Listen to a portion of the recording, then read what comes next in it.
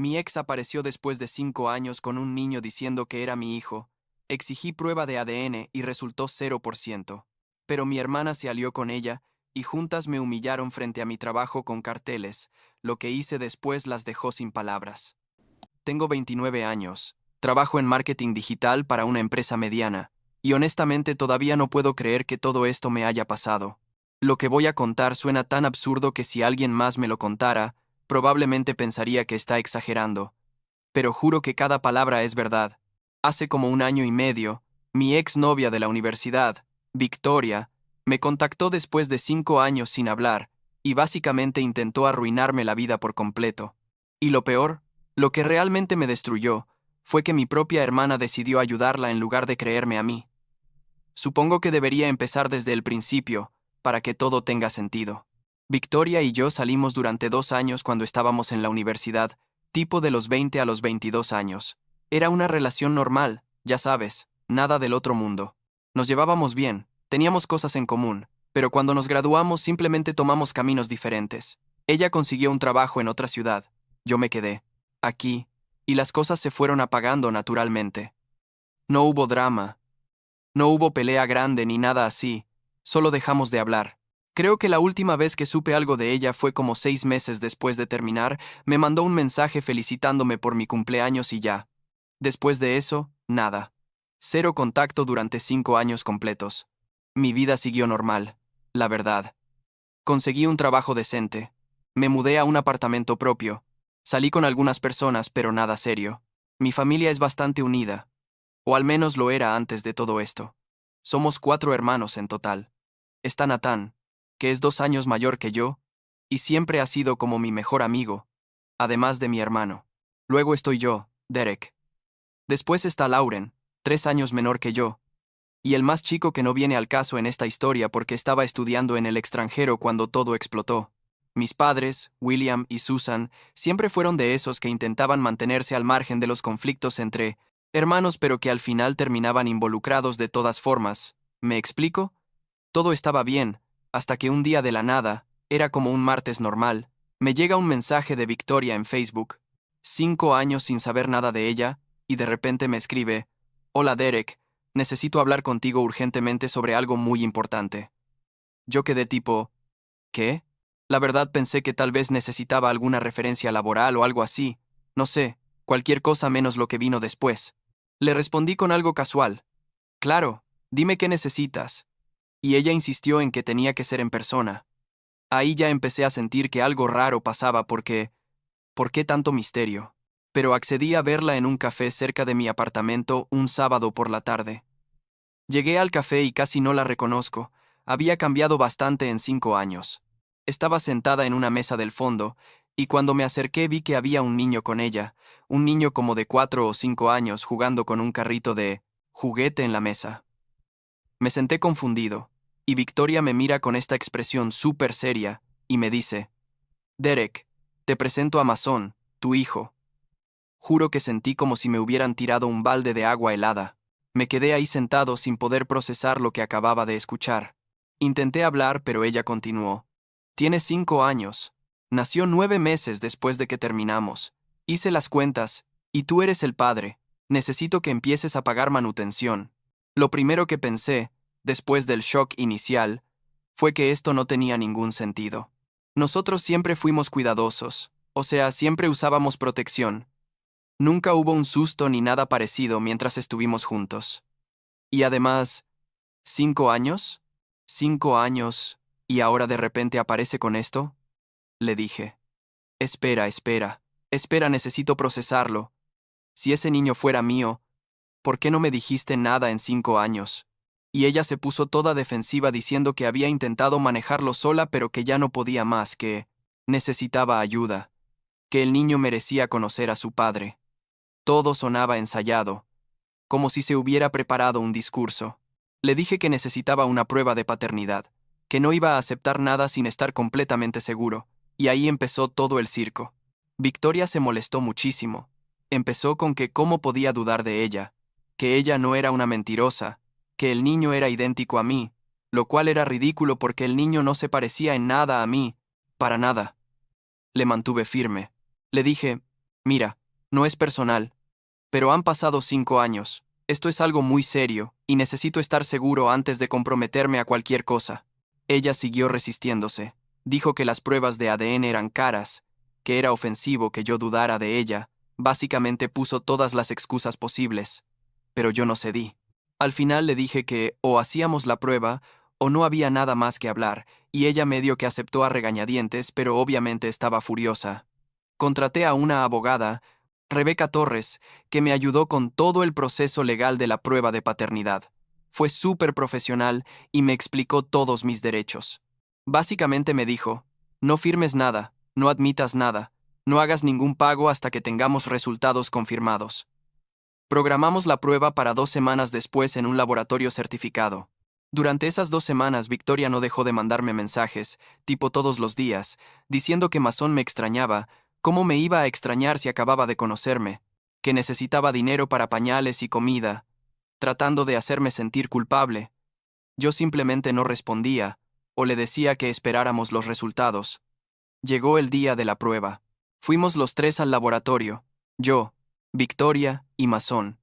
El proceso fue rápido, solo hisopos en la boca, y ya. Victoria estuvo todo el tiempo con esta actitud de, ves, te lo dije, cuando salgan los resultados te vas a sentir horrible por haber dudado de mí. Yo no dije nada, solo esperé. Los resultados iban a tardar como una semana. Esa semana fue horrible, la verdad. No podía concentrarme en el trabajo, no dormía bien, todo el tiempo pensando en qué pasaría si los resultados decían que sí era el padre. ¿Cómo iba a manejar eso? 5 años de vida del niño que me perdí. ¿Cómo afectaría mi vida actual? Pero al mismo tiempo, algo dentro de mí sabía, simplemente sabía que no era posible. Nuestro calendario de relación no cuadraba, habíamos sido cuidadosos, algo no estaba bien en toda esta historia. Llegaron los resultados. La probabilidad de paternidad, 0%, cero, nada. No era el padre. Sentí como si pudiera respirar por primera vez en 2 semanas. Llamé inmediatamente a Victoria y le dije, los resultados llegaron. No soy el padre. Silencio total del otro lado. Luego ella empezó con, eso es imposible, debe haber un error, tenemos que repetir la prueba. Le dije que no, que los resultados eran claros, que había ido a un laboratorio certificado, que esto se acabó. Ella se puso histérica, gritando que yo había manipulado algo, que yo era un mentiroso, que iba a probar que yo era el padre. Colgué el teléfono. Pensé que ahí terminaba todo. Qué ingenuo fui. Una semana después teníamos una reunión familiar en casa de mis padres, una de esas cenas del domingo que hacemos cada mes más o menos. Estaba toda mi familia, mis padres, Nathan, Lauren, algunos tíos. En medio de la cena, Lauren me confronta delante de todos. Derek, me enteré de lo que le hiciste a Victoria. Me quedé helado. ¿Qué? Ella continúa. Victoria, es mi amiga de la universidad. Yo ni sabía que se conocían. Me contó todo. Que tienes un hijo y te niegas a hacerte responsable, que la estás dejando en la calle. Yo intenté explicar. Lauren, no es así. Me hice la prueba de ADN. El niño no es mío. Pero ella no me dejaba hablar. Me interrumpía constantemente. Decía que las pruebas de ADN pueden fallar, que yo era un cobarde, que estaba oprimiendo a una madre soltera. Nathan intentó defenderme. Le dijo a Lauren que me escuchara, que yo no haría algo así, pero Lauren estaba completamente convencida de que Victoria decía la verdad y yo mentía. La cena se convirtió en un desastre total, con Lauren gritándome, yo intentando defenderme, mis padres confundidos pidiendo que todos nos calmáramos. Al final me fui de ahí sintiéndome como si hubiera ido 10 rounds de boxeo. Lo que más me dolió fue darme cuenta de que mi propia hermana le creía más a una persona que apenas conocía que a su propio hermano. Pero espera, que se pone peor. Como 2 semanas después, estoy en mi oficina trabajando tranquilo cuando mi jefe me llama. Derek, necesito hablar contigo ahora. Bajo a su oficina, y me dice, hay 2 mujeres afuera del edificio con un cartel que dice que eres un padre irresponsable, están gritando y molestando a los empleados que entran. Sentí que me moría. Salgo afuera, y ahí están Victoria y Lauren, con un cartel enorme que, literalmente decía, Derek es un padre deadbeat, gritando cosas sobre que yo abandoné a mi hijo, que soy una mala persona. Había gente grabando con sus teléfonos. Algunos de mis compañeros de trabajo estaban ahí viendo el espectáculo. Fue la experiencia más humillante de mi vida. Intenté razonar con ellas, pero era imposible. Victoria gritaba que yo había falsificado los resultados de ADN. Lauren gritaba que yo era un opresor, que estaba usando mi privilegio de hombre para victimizar a una mujer vulnerable. Llamé a seguridad y la sacaron de la propiedad, pero el daño ya estaba hecho. Mi jefe me llamó de nuevo y básicamente me dijo: Derek, entiende mi posición. Esto es malo para la imagen de la empresa. Si esto continúa, vamos a tener que tomar medidas. O sea, me estaba amenazando con despedirme por algo que yo ni siquiera hice. Llamé a Rebeca Torres otra vez. Le expliqué todo lo que estaba pasando, y ella me dijo que enviáramos cartas de cese y desistimiento. Inmediatamente. Mandamos las cartas a Victoria y a Lauren, básicamente diciéndoles que pararan con el acoso o enfrentarían consecuencias legales. ¿Pensé que eso las detendría? Por supuesto que no. Si acaso, las hizo peor. Lauren y Victoria empezaron una campaña completa en redes sociales. Crearon posts en Facebook, Instagram, hasta TikTok, con fotos mías, no sé de dónde las sacaron, diciendo que yo era un padre terrible que había abandonado a mi hijo, que me negaba a pagar manutención, que había manipulado pruebas de ADN. Tagueaban a mi empresa, a mis amigos, a mi familia. Mi teléfono no dejaba de sonar con gente preguntándome qué pasaba.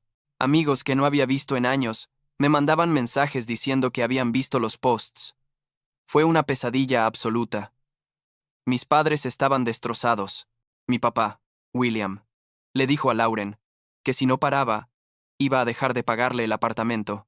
Todavía le ayudaba con la renta, porque ella acababa de empezar un trabajo nuevo que no pagaba muy bien. Mi mamá, Susan, trataba de mantenerse neutral. Decía que seguro había un malentendido, que todos debíamos calmarnos y hablar. Pero no había nada que hablar. Lauren había decidido que yo era el villano y punto. La gota que derramó el vaso fue cuando organizaron una protesta literal afuera de mi trabajo. Como 20 personas, no sé de dónde sacaron a tanta gente, con carteles y cánticos sobre padres irresponsables. Mi jefe me llamó a su oficina y me dijo: Derek, lo siento, pero esto ha ido demasiado lejos. Vamos a tener que dejarte ir si no se resuelve inmediatamente. Ahí me di cuenta de que no tenía opción. Tenía que tomar acción legal seria o iba a perder todo. Rebeca presentó una demanda por acoso y difamación contra Victoria y Lauren. La demanda incluía todos los posts de redes sociales, los incidentes en mi trabajo, los mensajes de acoso, todo. Pedimos daños compensatorios por el estrés emocional, el daño a mi reputación y potencial pérdida de empleo. También conseguimos una orden de restricción temporal contra ambas, prohibiéndoles acercarse a mí o a mi lugar de trabajo. Victoria se asustó de verdad cuando vio la demanda. Su abogado le debió haber dicho que no tenía ningún caso, porque decidió llegar a un acuerdo extrajudicial casi inmediatamente.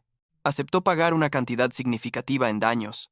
No puedo decir exactamente cuánto, por el acuerdo de confidencialidad, pero digamos que fue suficiente para cubrir todos mis gastos legales y más, eliminar todos los posts de redes sociales, emitir una disculpa pública admitiendo que yo no era el padre de Masón y que había mentido, y firmar un acuerdo de no contacto permanente.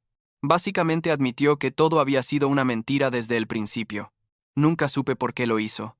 Si realmente pensó que yo iba a pagar sin hacer preguntas, o si simplemente estaba desesperada por dinero y decidió intentarlo. Pero la verdad, ya ni me importa. Lauren fue más difícil. Ella insistía en que había actuado de buena fe, que realmente creía que estaba defendiendo a una víctima. Mi papá le dejó muy claro que si no resolvía esto, iba a cortarle toda ayuda financiera. Tuvimos que ir a una reunión de conciliación con un mediador. Fue súper incómodo.